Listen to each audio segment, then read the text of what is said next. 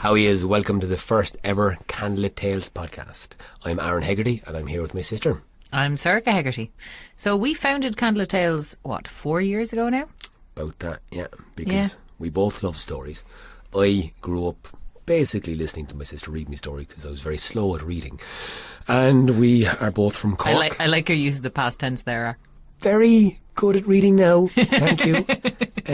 But we're both from Cork, which I want to mention because it's important. It is important that we're both from Cork. Well, you know, Munster is the provincial area that's characterised rather with creativity and art and storytelling and the gift of the gab and shy talk. Yeah, we're going to pretend that that's why it's important to say that we're from Cork. That's why I like to say it. Yeah. Anyway, we started telling stories about 4 years ago, and we founded this company called Candlelittales to keep this oral tradition of storytelling going in Ireland.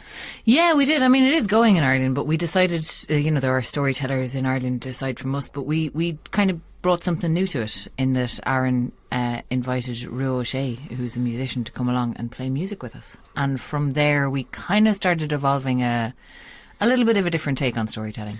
Well, we found lots of different versions of all of these stories, and we found our way of telling them, and we found that with the music, it just transported us and people in the room into a different level of immersion into the stories. So we really hold on to telling these stories with evocative music that creates kind of an atmosphere that's just lovely, really. Yeah, it's nice. That's kind of our thing. It's kind of our thing, I guess, really, yeah. Yeah, it's become our thing. We've spent the last 4 years kind of, working with musicians and defining that and defining a show that kind of blends these different genres and makes something that we think is pretty cool. We like to experiment with different ways of telling stories, different angles of getting at an old story, crossing different genres and allowing different, I guess, audiences from around Ireland and all over the world, really, gain access to these stories, because we want these stories to be accessible to everyone, because when they're locked in a book, they're not much crack, like. Yeah, I mean, this is one of the problems that I'd have with the way that mythology is kind of passed down. Once it gets into books, there's two things that tend to happen. One is that it gets told for children, where they take out all the sex and violence, which is, editing out all the good bits, frankly. Can't be taking out the sex and violence. Like, what else are we here for? Sorry, but it gets kind of bowdlerized and simplified for children, which is fine. Children's stories are good, but not if you're an adult. You want something a little bit more interesting. I disagree, but anyway. The other thing... I'm a giant child. That is true.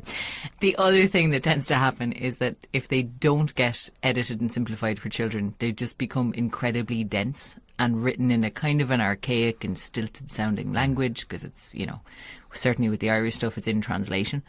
And it can be just a barrier for people getting at the actual stories, the characters, the plots, and just what's really cool and interesting about them. And I guess, seeing as we're siblings, so we kind of grew up, this is a question people ask us actually a lot, and this is what we're hoping to open the gates with this podcast as well, for people to ask us more questions about these stories, why we like them and how we got into them, I suppose, is a question we get asked a lot. Our father used to tell us stories, not necessarily myths or anything, but he used to make up stories. Yeah, hi Tony. And I guess his brothers were all just great storytellers. Life on the farm, what was going on, every name, every detail about the cow that had got blowed, and all these amazing stories that are just so visceral and took you to a different time and a place, and that's where I really value storytelling and our Irish heritage of storytelling, and that's where we kind of, I guess you introduced me to myths then by reading me a Cuchulainn story when I was way too young. Yeah, I was also possibly way too young for a lot of the things that I was reading when I was a child, because the same man, Tony, started to do a degree in psychotherapy when I was in my teens, and I read all of his books. And a lot of the kind of, Jungian stuff, the Robert Bly, the Joseph Campbell, the all of these kinds of writers writing about the importance of myth. I started getting really into that stuff. And then when I found Irish myth, that was a bit of a different thing for me, because, there were two reasons really. One is that, I'm Irish, and there's a real sense of immediacy when you're reading mythology about the place that you live in, because you can go to Rath Cruachan, you can go to Owen Maca. They are places that are in Ireland. It's in Tusk and Navan. So, Yeah, like, you know, these are places that are very, very directly accessible, that we'll be mentioning in the story today. And the other thing for me that was really interesting in Irish myth was that I'd always kind of had this idea growing up that, you know, feminism, or really any role for women that wasn't in a kitchen chopping up vegetables and having babies, was a really modern invention. And when you read Irish mythology, or when you start listening to Irish mythology, the women are queens, they're warriors, they're druids, they're brehons, they're satirists. They do all of the things. And they're the trainers more frequently of all the heroes as well. Absolutely. And they also cook and have babies, because those are important things to do. But that was something that really grabbed me as a girl and as a young woman, and that's something that I really am fascinated by to this day. Yeah, and I guess my background, as I never really grew up properly, I just always acted the bollocks, kept acting the bollocks. So I'm a performer, and so I'd get scripts, and I'd delve into the world of the imagination and the unknown, and trying to portray a story in a character arc. And I guess what I found about stories, especially Irish stories, just a simple, stripped back, most common way of understanding or hearing a story, just really always, for me anyway, and my own subjective experience, everyone else is very different, is that I just get completely immersed into these stories. They remind me to be human again, you know, get that connection back to being into this human condition that we kind of bypass in our day-to-day mundane crack, that we forget to kind of, you know, feel stuff. So that's me. So one thing that I want to say before, what we're going to do in these podcasts, you know, as Aaron was saying, this is a new podcast, and this is a new thing that we're doing in Candlelit Tales, and we really want to hear from people about what you'd like to hear and questions you'd like to ask us. But our starting idea is that we're basically going to have a bit of a chat and play you guys a story. And if you like what we're doing here, you can support us. We've always tried to keep these stories and our live shows, as much as possible, we keep them free entry and pay what you can. So the idea being that anybody can access the stories, but if you do have a little bit of change and you like what we're doing and you believe in sharing these stories the same way that we do, you can support us. You can support us by sharing this podcast with all your friends, and you can support us directly by going to Patreon. You can become our patron. Damn it. You almost landed that joke. Well done. Yeah, you can become our patron on Patreon. Patron on Patreon. Or our patron on Patreon. But whatever you do, don't patronise us. No, we don't like that. We don't like that.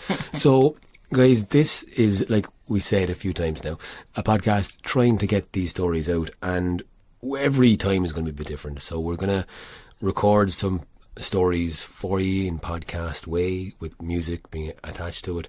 This time we're going to go and play you a story that we did in live performance in Whelans on October 22nd on a Monday night, and the place was packed out of it because loads of people wanted to hear this story. Absolutely.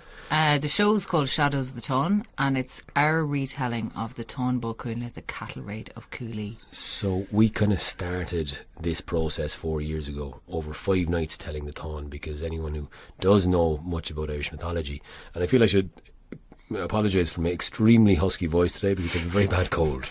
I can just hear it again. I'm just like, oh, there's the croak. I'm not usually this croaky. But we have been kind of working on this story kind of almost for 4 years in a way. In the background, in the kind of subconscious, it's been kind of stewing away. Yeah, well, we've done it again and again. We've come back to it again and again. And it was the first one that we told because I just latch on to things from time to time and get really obsessed with them. And one of the things that I latched onto and got really stubborn and obsessed with was the fact that the Táin is traditionally told in Ireland in winter after dark. And if you've ever been to Ireland in winter, there's a lot of time after dark. It is currently about 4:30 in the afternoon, and it's getting dark. here in the middle of November. Great crack. And that's only going to get worse. So Ireland is very, very, very dark in the wintertime. There's a lot of nighttime. And in the days before electrical lighting and lamps, this was what people did. They got together, they gathered around in a house, and somebody told a story. And this was kind of the winter story. So the Shanakees, in my imagination, would go to these villages and spin this yarn, and it would last for ages because there's so many stories. There's, like any mythology, there's just constant diversions, transgressions, other character stories, their own little narratives that build into the one overarching narrative, and it's hard to find the through line. And so that's what we kind of like doing, is picking our favourite bits out of various texts and all sorts of sources and just picking our favourite bits. And so what you're about to hear is the first half of The Shadows of Táin in Whelans. Yeah, so we'll be back with you afterwards. Enjoy. You. Right, we have to go a long, long, long ways back before this tale took place, to a time before the Celts came here, back long, long, long ago, when the magical Tuatha used to walk around with these lanterns. Now, at this time in Ireland, there was a king in Connacht, and he had a swineherd. His name was Browne. He had a great friend, the swineherd of Munster. His name was Fruck. Fruck and Browne were great friends until the day they weren't. When jealousy came between them, a hate so strong and bitter it could have only started with love. And so they fought first with fists, and then with sword and shield. But they were equally matched in every way, and so they cast spells at one another. The fighting kept on going. Wherever they went, the fighting spread out from them like ripples in a pool. And they were cast out and lost their positions to keep away from peaceful people until they would put their quarrel aside, but they would not put their quarrel aside. So they changed, shifting now into new forms to test each other. They became blackbirds, cawing and clawing and swooping and setting up such a shrieking that no babe in Ireland got a wink of sleep. Then they became wolves, howling, growling, snarling and snapping at one another, but still there was not a bit between them. They were spotted in Ireland in the forests. Great stags clashing their spreading antlers together, with their sharp hooves flying as they bellowed and reared and crashed. No matter how they tested their strength, there was no difference between them. So shadow phantoms they became then, darting and piercing and stabbing at one another. But their magic was matched in every way. So great sea monsters they became then, with scales like shields and teeth like swords. They reddened the waves, the blood they drew from one another, churning the ocean into foam. But still, they were equal in every way. And so they became small, tiny little eels, agile and slippery and sliding around one another, trying to rip the other apart with sharp flying teeth and all the colours of the rainbow on their scales. And then a heavy rain fell and the pool they were in was flooded, and they were washed into the current of a heavy river, and they were flown down, and in the current they were swirled around, and one eel was pushed one way and the other eel was pushed another way, and into the sea they were swirled around and around they swam, searching with hate for one another, until Ireland began to change all around them. But eels know nothing of Ireland, and so many years passed that they forgot who and what they were. But eels know only the cold water. And then Maeve went watering her cows in Connacht. At the same time, Darragh of Kenn watered his cows in Ulster. and 2 different cows in 2 different provinces leant down their heavy heads and licked water, and in that same lick that was lapped down into the bellies of these 2 cows, these eels now swam, and their form changed once more, but their spirits remained, and out of those cows 2 bulls were born.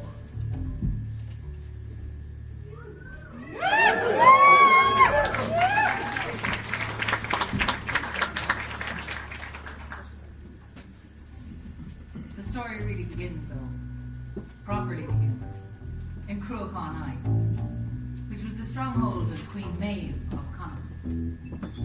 Now Maeve, as well as being the queen, was as strong and as sharp as a dagger with masses of red gold hair, and she thought she was the best queen in the world. Her name meant the one who intoxicates men. And she did. Now one morning she was lying in bed beside her consort and husband Audrey, and he took her in his hands and he gave her a little squeeze and he said, "Isn't it true what they say? It's lucky the woman who's married to a wealthy man." And Maeve said, "I suppose it is, but I don't know what made you think of that." And Audrey said, well, you know, I mean, I am the brother of the High King, and my other brother is the King of Leinster, which is where I'm from. I think might be able to tell from the accent. I think I was a pretty good catch, you know. And he said, well, you know, I suppose you weren't bad. You're not bad, but you didn't do too badly for yourself either. Given that I'm the Queen of Connacht, and I was wealthy long before I met you. To which Audrey replied, yeah, but your wealth was the wealth of a woman, and so any warrior could have just come and taken it off you at any time. Yeah, she stopped smiling. Said, I think you are forgetting, Audrey, my consort, who is not even the king, that I am the queen of Connacht. I am a warrior in my own right. I have taken the heads of many warriors. All of the enemies that I have fought, I have bested. Not only that, but I was courted by kings and sons of kings without count. I only chose you to be my husband because you fulfilled my 3 conditions. You were as brave as me, for I'd not have a man hiding behind my skirts. You were as generous as me, for I'd not be wed to a miser.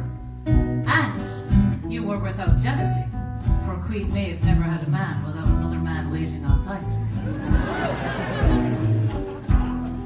Now, Oile's pride rose up to match Queen Maeve's, and this quarrel really kicked off. And they decided the only way to settle it would be to take account of all their possessions, and so decide which of them was wealthier, and which of them was luckier to be married to the other. Logic. This wasn't quite as easy in those days. You would go to a bank and ask for a statement. They had to count out everything they owned. So Maeve produced all of her fine garments and dresses, and Oileal had a tunic and a garment to match. And then they went and they piled their gold high, their silver, their bronze, their precious stones, all laid out, all equal to the count. So then they went to their livestock. The sheep they found exactly the same, pigs exactly the same, until they came to the cattle. There they finally found a difference.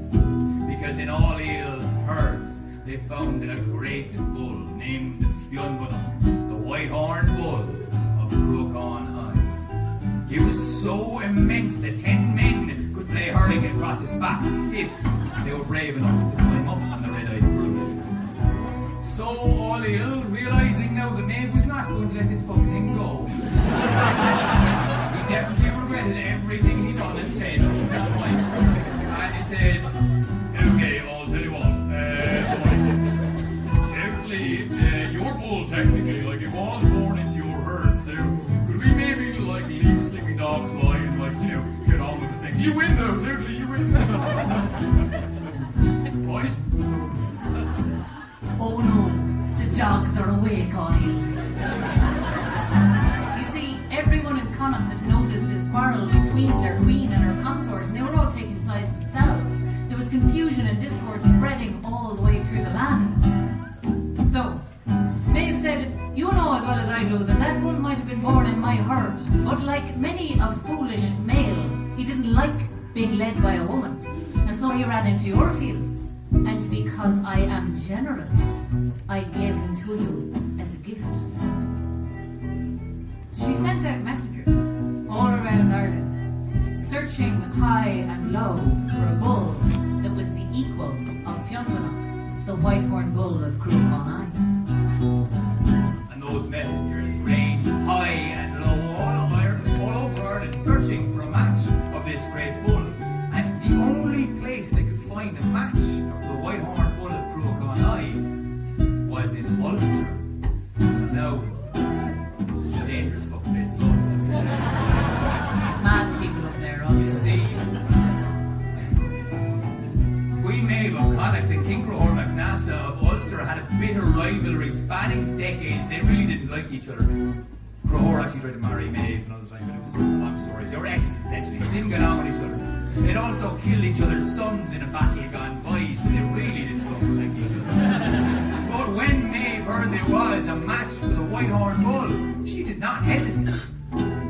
Nothing would do her but that she owned the brown bull of Cooley that gone to Cunla.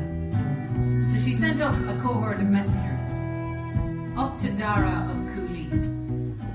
And they went to Darragh and they offered him lands, titles, friendship, the friendship of Maeve's thighs, which means exactly what it sounds like it means. If he would loan them the brown bull to stud for just a year. And Darragh of Cooley was delighted at these overtures. He was a made man now. So he welcomed them in. He gave them a great feast. And it was all going swimmingly till too many drinks were drunk. And one of the messengers said, "Sure, look, it's a good thing altogether that he said he'd give the bull to Maeve. For if he hadn't, she'd have come and she'd have just taken it." At which point, Darragh raged up. He threw all the men out, flat out they lay, and he said, "Do you really think Queen Maeve may come in here and take what she can? Between her and the Red Bull of Cooley lay the Red Branch Knights, the heroes of Ulster, the greatest army in Ireland. Even their sons, the boys' troop, might stand against any army Maeve might send. So if she wants the Red Bull of Cooley, let her come and take him if she can, hey?" Many years later, Darragh of Cooley was reincarnated as Ian Paisley.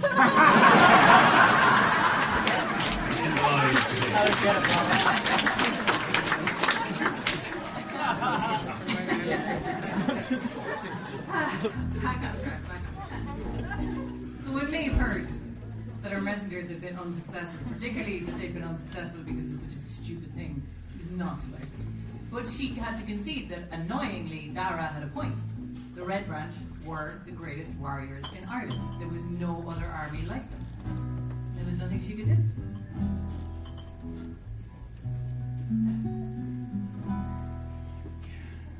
Yep. That was that fun. Yeah. But a short time later, and much to Maeve's surprise, there arrived at the gates of Culaigne half of the Red Branch of Ulster. And they looked like they had been through the wars, chewed up and spat back out again. They were ragged and wounded, and they had fire burning in their eyes, and they were led by Fergus MacRoy, the former king of Ulster, who'd been king there before Crohor MacNassa. Now, Fergus went to Queen Maeve and offered to pledge his loyalty to her, saying that he wanted revenge on Crohor for breaking his word. Maeve said, "Well, Fergus, this is great news altogether. This is lining up very nicely with some unrelated plans of my own. But tell me now, how is any army that I gather going to go up against even half of the Red Branch, and they in their stronghold there at Maeve.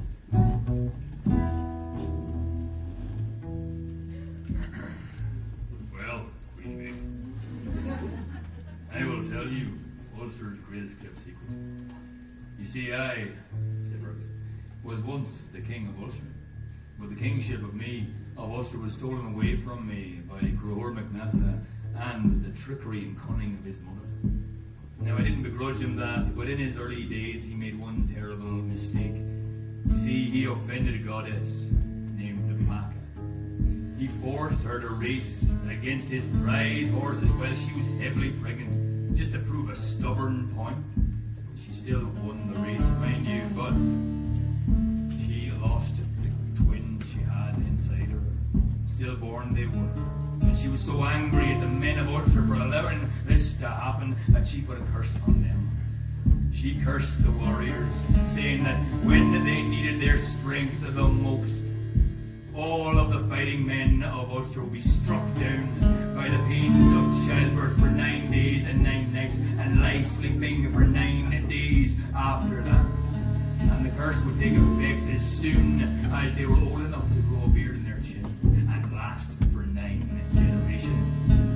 Now this, too, I could have forgiven and did at the time, until he broke his word to me and killed the sons of Ishna who I had sworn to protect.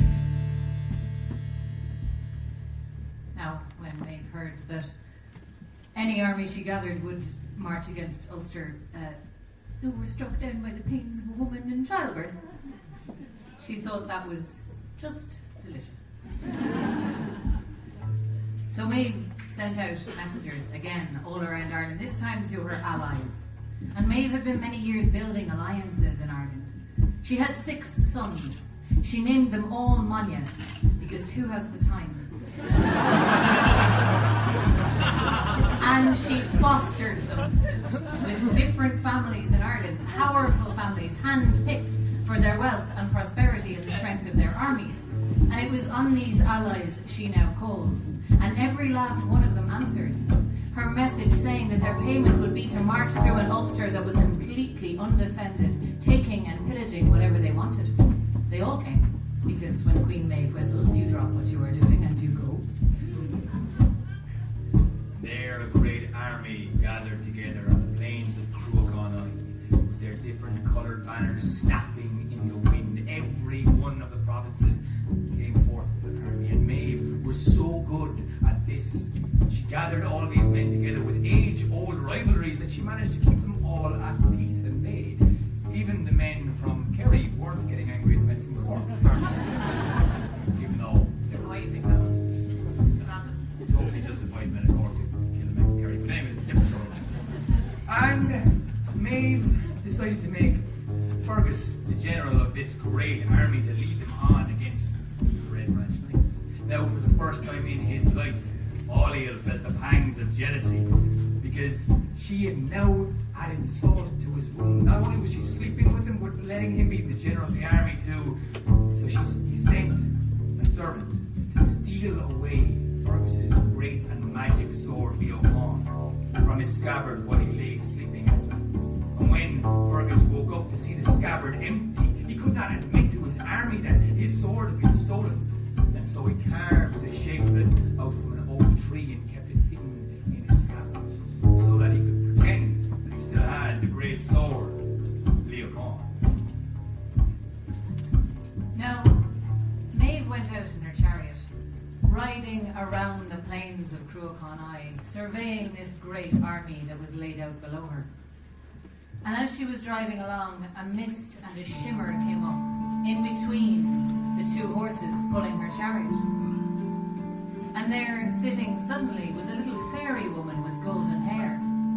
And she said, "I have a prophecy for you, Queen Maeve. All of your army out there below, while you will come back from this quest unharmed, and you will get your objective. As for them, I see them all crimson. I see them all red." And Maeve said, well, look again. It must be the setting sun in your eyes. for there's no one to oppose them in Ulster. But again the fairy woman looked, and again she said, I see them all crimson, I see them all red. Maeve said, well, explain to me how that can be when there is no warrior of Ulster to oppose them. The little woman said, I see them all crimson, I see them all red, and I see running in among them a little dark hound, and they are falling before him like wheat before the scythe.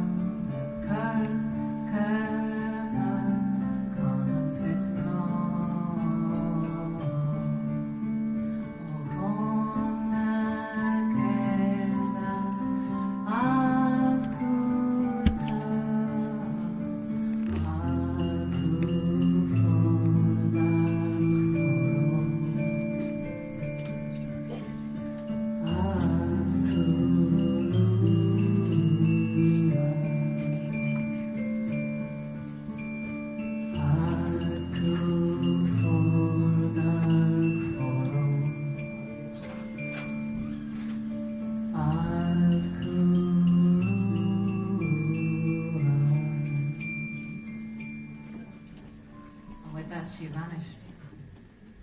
Now, when Maeve heard that her quest would be successful and that she herself would return safely, she decided to say nothing of the prophecy to the rest of the army. She gave their marching orders, and at the moment their feet hit the ground and they all started to march for Ulster, every warrior in Ulster who was old enough to grow a hair on his face was struck down by the pains of a woman in childbirth.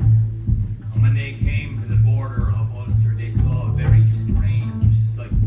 There was a standing stone with an oak tree pulled and tied around in a great knot. And in own writing on the standing stone was a warning. It said, let no man pass this point unless he can do the same feat that I have done. And it was signed by the Hound of Ulster. At which point Maeve turned to Fergus and said, who is this hound that everybody keeps going on about? why, right, well, remember when I said every warrior will be struck down by the pains of a woman in childbirth? Well, that's only when they're old enough to grow a beard. There is one lad who's not old enough yet to grow a big beard, but he's still pretty terrifying and deadly, actually.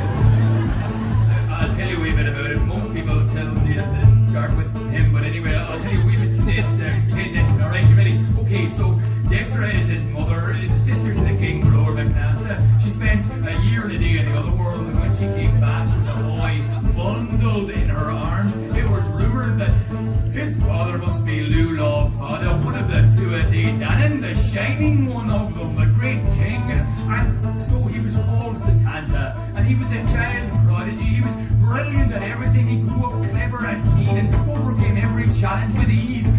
I was one of the men who fostered and taught him. He came to Aoife and joined the boys' troop at an incredibly young age. He took on 3 times 50 of them with a hurling ball and beat them all in the game of hurling. It was amazing. 3 times 50 against him. It was class. He turned his skill onto a sword and spear, and so devastating was he that he managed to kill Cullen's great hound, who 9 men had to hold back. The great beast was massive, but he killed him, the wee fucker. And he took the place of him, and so took on the name Cullen. And it was prophesied prophesies that his name would last on the lips of storytellers till the end of time for the great and many deeds he would do. And he's already done some great deeds, like the last time the curse of Maca struck the fighting men. And it is fucking terrible, lads. I don't know how the fuck they do it. It's awful altogether. Well, Hugh Cullen waited till his work spasm and battle rage came on him, and he fought against the whole army of Loughlins coming from the host, and he fought dashing and chopping and cutting the men down, drowning them in the wild, amazing sea, cutting so fiercely. Okay! That's great, Fergus. You would have told me about that a little bit sooner, didn't you? I kind of slipped my mind, actually.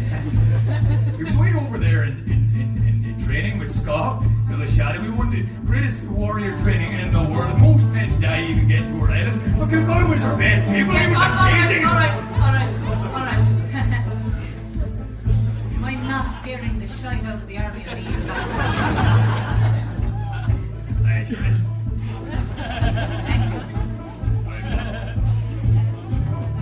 And with that, Maeve sent the army onwards, saying, "One man cannot stand against an entire army, I don't care how good he thinks he is." And on they went through Ulster. And sure enough, true to the word of Fergus, there were no fighting men to oppose them, and the army of Ireland spread throughout Ulster like locusts. The only resistance they found were farmers with pitchforks and scythes who fell easily before the blades of the men of Ireland. They could take anything they wanted. They could take jewels, they could take riches, they could take livestock, they could take people, and they did. And as the day wore on, they began to enjoy this bloodlust and this plunder, and they forgot all about the warning of Fergus McRoy.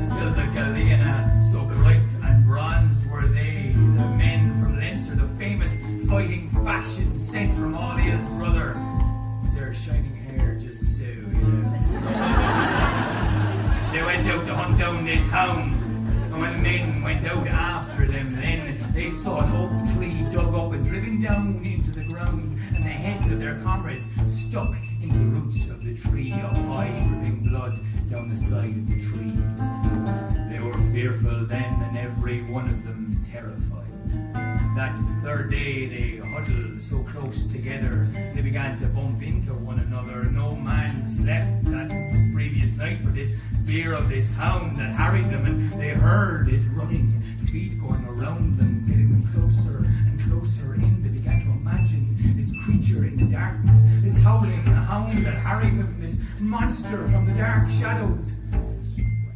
They were huddled so close together, they forgot all about stealing and taking what they wanted. Survival now was the only thing on their mind. They began to tread on each other's toes as tensions mounted. No. So tensions mounted. There we are. Now, we're just going to pause it right there because Cuchulainn is about to enter the scene. And next time we'll be talking a lot more about Cuchulainn. We'll hear the second half of this live show in our next podcast, and we'll talk a little bit more about the hero. But for now... Absolutely. For now, we're just going to take this opportunity to pause and reflect on what we've heard. And, everybody who hears these myths will be struck by different things. And I think that reflection part is for me, it's one of the most important things about listening to mythology, seeing what actually resonates with you and what doesn't. So we're probably just going to talk about what resonates with us. Certainly. And just to mention as well that we mentioned, or we highlighted a couple of, and summarised a couple of the pre-stories, the pre-scailta, the background stories to the Táin in there, two of which are the Curse of Macha and Deirdre of the Sorrows of the Sons of Uisneach. Those two stories we'll get to in later podcasts, and kind of they're great stories in their own, and they lead into this epic and this journey, but you don't necessarily have to know them to enjoy the story, as I hope you've found out. Yeah, I mean, as we said before, the Táin was the story that got you through the Irish winter, which is a lot of dark and a lot of cold and a lot of sitting around the fire listening to stories, not podcasts. Those two specific stories basically explain why, Fergus, the King of Ulster, is in Connacht, and how he essentially betrays his older province by telling Maeve the secret of the Curse of Macha. Yeah, the warriors all the things that lead up to that. There's a lot of lead up. There's a lot of, there's some background stories, and we will be getting to those in later weeks. But for now, let's talk about what we heard here. Because there's Fergus, and we'll be getting on to Cuchulainn, and there's lots of characters in this, and don't worry if the names kind of go over your head, if you're struggling to follow it all the time, because you hold on to what's important, and what resonates with you is the important part. So don't worry about all of the detail, I suppose. That's one important thing to mention. And the one character I want to look back at is one of my favourite characters of all mythology, and that is Queen Maeve. She's fascinating. She's an amazing powerhouse. Her descriptions of her beauty are amazing. Her sexual appetite is constantly reflected on. But oftentimes, in different versions of stories, she becomes quite villainised. Yeah, and I think that's kind of a thing that happens a lot in stories about women and around women, that, it's definitely something that we're used to in modern times. A lot of the fairy tales that we would have grown up on, the more active the woman, the worse she is. The wicked witch versus the passive princess. And the passive princess is good because she's done nothing. Exactly. And the one who does something and takes some agency about it is also bad. And the moral of the story, intentional or not, is that good women shut up and don't do anything. And this is the curious thing about Irish myth, especially of the good v bad thing. You don't really get a moral.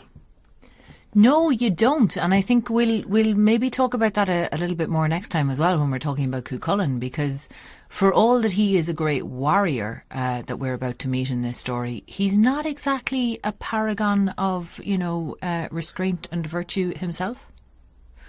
I guess that's why we love these myths, and that's why I love Queen Maeve so much, because she goes out and she takes what she wants, because for her it's about, I guess, maintaining some form of clarity over her position and her leadership of her province, whereas that's been kind of attacked by her partner, Ollie, and she has the grounds to basically stand up to him. And she hears the prophecy that her entire army is going to be killed, but she says, fucking march on anyway, I'm going to get the brown bull of Cooley. That's terrible. I mean, I think that's the point at which people listening to this will be going, what are you talking about? She's black and white. She's awful.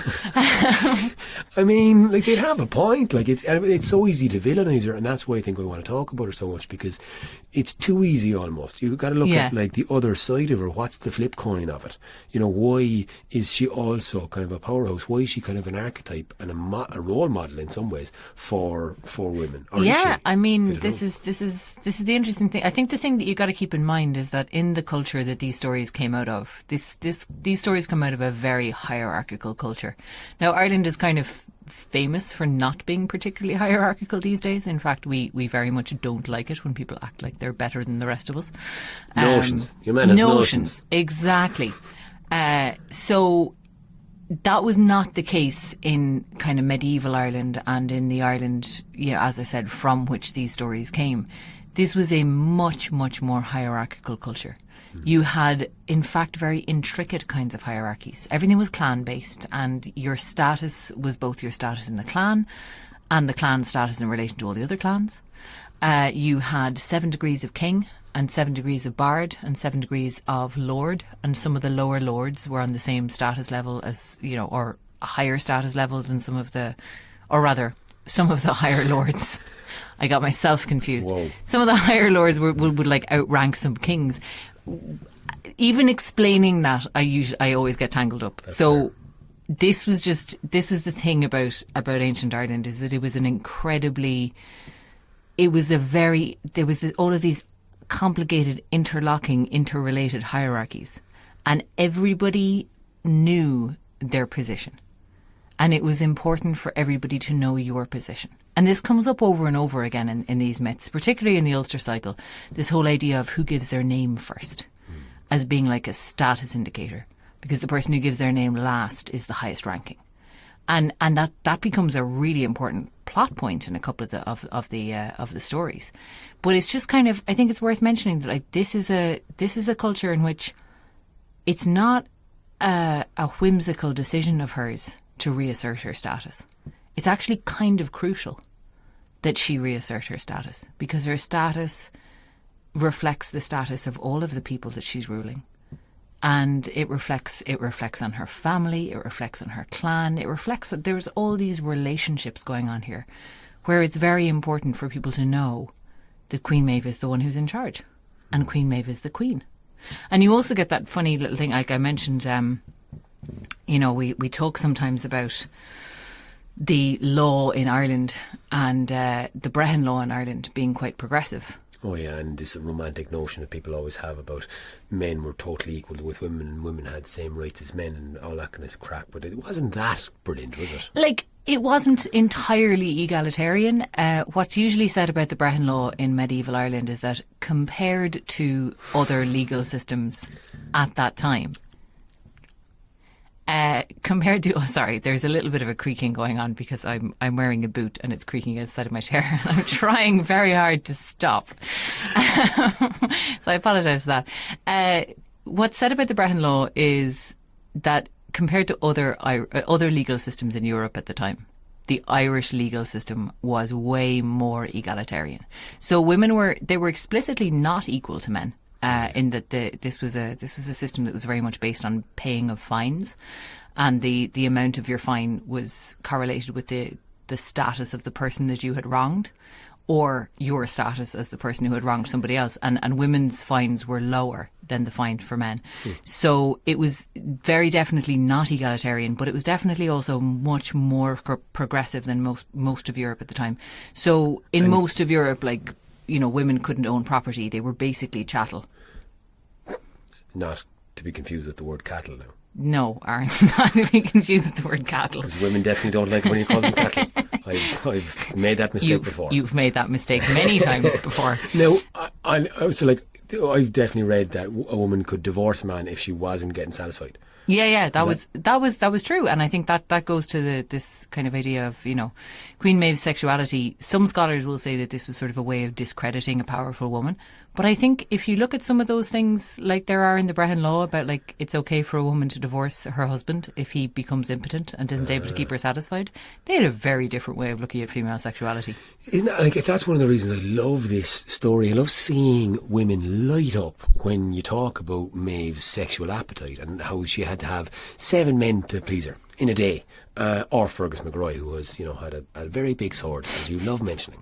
It's a terrible joke, but I love it. Terrible. Or he was, Fergus of the horses, but he wasn't very good at horses. Yeah. Terrible jokes. But, like, I guess what's fascinating for me is like people love hearing that because it's like it's a shock. You don't get to hear that in stories or fairy tales or myths usually. You don't get to hear about a woman's mad desire. You hear about, in Greek mythology, you're constantly hearing about Zeus going off and shagging someone, or you're constantly hearing all this like domination from men going out and trying to find sex and getting pleasure out of women by it. But you don't hear the whole needing to be satisfied element. Yeah, you tend to, the way that sexuality is framed in modern society is pretty dysfunctional. And it does tend to be, as you say, like that idea of sex is something that men get from women and that women are not supposed to give to men, rather than being a mutually pleasurable thing. So we've got a very weird, I think it's always worth reflecting on your own culture as well and how weird and warped it can be in some ways. Like we've got a very warped idea of sex and sexuality in our culture. And I think Queen Maeve's character is very indicative of that. Yeah, it's mad, to be honest. And like, it's really like, I think, well, again, everyone's subjective experience of a myth is their own personal kind of what they react to and how they interpret and that's what myths are supposed to do. And I'm interested, not that this is right or wrong in any way, and by all means write into us and correct us or ask us offer us some different points of view. But like, is it good for society to hear? Or is it good for women to be hearing about this kind of role model of a sexual deviant, essentially? She's a mad deviant. She'd be a polyamorous now if she was alive. I mean, I think some polyamorous people would be not happy to be called deviants. But come on. All right. I do think there's a value to that kind of representation, to seeing characters and to seeing a character like Maeve absolutely owning her sexuality and like. Never, ever once in any version of the Táin that I've ever read does anybody throw that back at her. Yeah, it's a well-known fact, and that's it. Like. Yeah, that's just a thing about Maeve that everybody knows. And she keeps on offering her friendship of her thighs to lads all over the She rather famously, when trying to get Ferdia to fight Cuchulainn, in some versions of that story, offers to sleep with him, as well as offering her daughter in marriage to him. Which how could he not? How could he not? That's a weird thing to offer, Maeve. That was a weird thing to offer. But again, I guess, I think, this is totally personal, but I think it's very interesting for men, for boys to be hearing about women's sexual appetite as well, because it's like, it just levels the playing field a bit. Because certainly for teenage boys, certainly as a teenager, I was going through life not knowing that women had this as much as a desire to have sex as I did. I just thought it was like, I didn't. I don't think it's talked about. And certainly as a teenager, it's just like you don't know that women masturbate, or that there's a hunger on both sides. It's kind of like you get sex off them, as we mentioned, and it's like I think in no other real mythology have I found it just really obvious and open that both sexes just want to go out there and get the ride. Like, that's basically it, isn't it? I mean, sure. What I think Aaron is trying to say is that he likes it when women ask him out. That's not what I was going for, but I think we should probably leave it there. Right. Okay, well, this podcast was produced and edited by Oisin Ryan. The music in Whelans was by Rue O'Shea, Oisin Ryan and Audrey Trainor, and myself and Aaron did sound effects. And we want to give a great big thank you to everybody who's helped Candlelit Tales, this storytelling company, from its fledgling start 4 years ago to grow and grow and grow. And we've had so many people offer us help in music, in storytelling, in producing, in loads of different avenues of creativity that we can't even list you all right now. So thank you hugely. If you'd like to be one of those people and help support us, whether it be by listening to it or sharing this podcast with people who you might think would like it, or by giving us that sweet money that we do love. We like legal tender. I mean, it just helps. We don't love it. That's not a good thing to say in a podcast. But we do need it. But we do need it. Because this recorder and mic took us ages to buy because it's expensive. But we finally got the damn thing. So we want to do more of this, and we want to keep on making the time to do this as well. And if you want to help us do that, you can support us on Patreon for like the price of a pint if you think it's right. You can find us on social media. Look for #CandleLitTales and #Candlelittalespodcast. And we'd love you to get in touch. You can email us your comments, questions and stories. info@candlelittales.ie is the email address. Go to the website though, www.candlelittales.ie. Everything is on there. And if you'd like to book a live Candlelit Tales show, you can contact us at bookings@candlelittales.ie. Thank you very much. See you next time. This podcast was produced and edited by Oisin Ryan. I, again, am Sorcha Hegarty and my brother is Aaron Hegarty. The music in the Whelans show was by Rue O'Shea, Oisin Ryan and Audrey Trainor. And the prophecy song was composed by Catriona Loughlin. Now, we had help with that show by Darragh Kenn, Aoife Kavanagh and Angel Hannigan, as well as loads of others, a lighting designer, Bucky, Dean Venture. There's so many people that helped us out and have been helping us out. Marie Denham of Flight of Fancy was very crucial to that show. Absolutely. So we just keep on having to thank loads of people, which is really... If we left anyone out, we'll put you in the show notes and we'll say sorry. Where can people find us, Aaron, and get in touch? Right, so we're on Facebook, Candlelit Tales, Twitter, @candlelittales_tales. Hang on. Sorry, @candlelit_tales, you mean? Yes, @candlelit_tales. That was just a repetition trick. Instagram, Candlelit Tales, and you can email us on info@candlelittales.ie. Yes, so send us your questions, send us your reactions, send us anything that you're confused or intrigued or horrified about from this podcast, and we will be back with you very, very soon. You.